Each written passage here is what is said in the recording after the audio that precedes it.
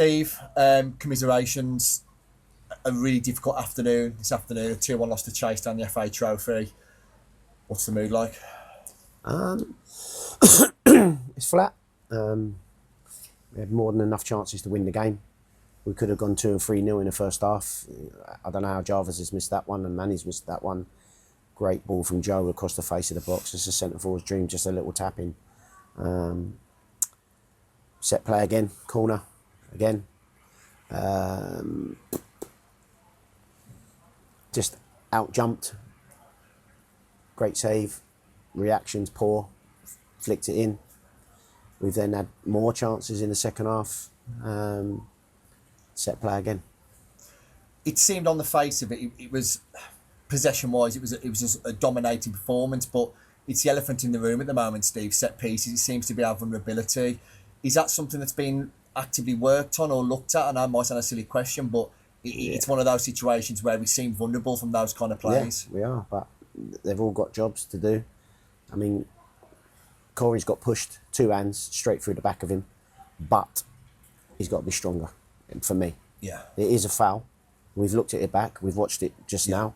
There's 2 hands in the back as the ball's in mid-air. Referee's there. He's got to deal with that. But it's weak. And, yeah, people are just... most of the teams that are scoring against us is for set plays. You know, they're not out playing us, out passing us, which they would never do. They're just going long, direct. And if you don't take your chances when they come and get away from teams, like I said, we could have gone 2 and 3, and we should have. If we don't take them chances, then you're always left for that vulnerability at the back. Obviously, you know more than most. We've been trying to address it. We've been trying to sign 1 or 2 players. Yeah. You know, we had someone in the building Tuesday that agreed to sign, and on the Thursday, he pulled out and went somewhere else. So it's not like we're not trying to address that situation. Sure. We know we're not blind, we're not silly. We know where the vulnerability lies within the group. You can only put the team you've got available to put out, to mark players. It's not like we're just throwing them out there. There's places where they mark, who they should mark. They know their number before the game. They know where they should be at certain times when deliveries are coming. And for me, the guy's got above Corey with a little nudge and he's got a free header and he scored. On the flip side to them, they know that that's a problem for us and they exploited that. Other than that, they didn't really have, apart from the brilliant shot that hit the bar. We dominated the game. And they just played to their strengths, just went long, went the flick, tried to get off the flick and played for set plays. And if they can see you've got a vulnerability, fair play to them, they're going to stick it on you, and they did. As you say, possession-wise, Steve, I'm not sure the stats so far. Yeah, it probably in the high 70s, I would imagine, if not higher. It seemed slightly different today in terms of, in the rugby game, it almost seemed like we set out to sort of be clinical and get at them early doors and finish them off. Do you think the 2 games in sort of 4 days impacted us, or do you think it was just a mixture of the occasion and the fact that where the players are at? Nah, I would never use another game as an excuse for us. For me, we created enough chances. If we were clinical, we'd have been out of sight, and we wasn't. And that is the turnover bit where, if you don't take them chances, you're left yourself open. They can get 1 corner and they can score. Well, 2 corners are scored. So it's frustrating as hell. We know what we need.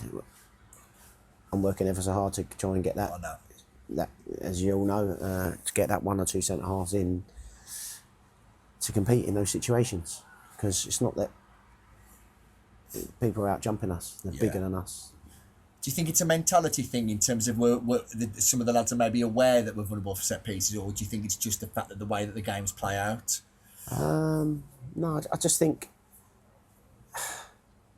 I mean, if you look at the first one, the big fella went round the back. Yeah. He got up, won the header. Yeah. Which is fine. We saved it. And they reacted to the second ball. But I think it's, maybe correct me if I'm wrong, 7 corners that we've conceded from. Possibly. We were talking about it earlier. I'm not sure of the stats. It ain't far off of that. I'll tell you that now. So it's It's an area that you're aware of and yeah, that's been actively worked on. you know that. I do, Steve. I do. So, you know, we had, like I said, we had the centre half what we wanted. That was prepared. Would come in and roll his sleeves up and head through that. Yeah. Like he pulled out, like I said, on Thursday afternoon. So we've got other irons that we're trying to do something with. Yeah. But at the moment, a few of them are out of our reach for whatever reason. So we're desperate for the big aggressive centre half. It's not just all about the football, because we've got that, but of course, at certain situations we need to be more aggressive, and we haven't been. So now it's a case of regrouping. It's another quick turnaround. We've got a game in the Walsall Senior Cup on Tuesday evening against Wolves Kazis. I would imagine there might be a number of changes for that game to possibly give other lads a bit of a run out who maybe haven't had minutes recently. Yeah, listen, it's a first team fixture. Take the first team fixture. We take it, and then we'll look at the situation over the weekend. Who we play, who don't play, who needs minutes, etc. So we take every game seriously. You know, it was like today, we took it seriously. Of course. We've been undone by set plays. If you look at that overall game, we were the better side. Sure. You know, we was. Yeah. But they've done us on 2 set plays, and they played to their strengths and won the game. It's as simple as that. Absolutely. Obviously, there was a notable absentee in this squad today, Simeon May. Is he okay? There was a couple of questions being banded around the stands. Is he injured? Is he okay? Yeah, no. We knew before he joined the club he was best man at a wedding. Okay. So we had nothing we could do about that. He told us that when he signed in June. Okay. That on that date, he's best man at a wedding. So that's good to hear.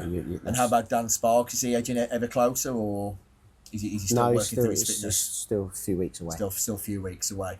Obviously, we'll touch base after the game on Tuesday. Obviously, after that game, attention turns to the FA Cup game. I know you take one step at a time, but thoughts on the Shifnal game, Steve? It's a winnable game. It is for them as well. Absolutely. In the way they see it, they knocked think about the Redditch, the last round. So, yeah, listen, again, we turn up and we're clinical, we beat everybody. Yeah, it's as simple as that. And when we're that little bit off it and we don't take those chances, we're going to leave ourselves open. That's against anybody. Absolutely. Well, listen, commiserations on the results, Steve. I'm sure you'll all regroup and get back together on Tuesday and put in a good performance. Good speaking to you. See you Tuesday. Cheers, Steve. Top man. Cheers, mate.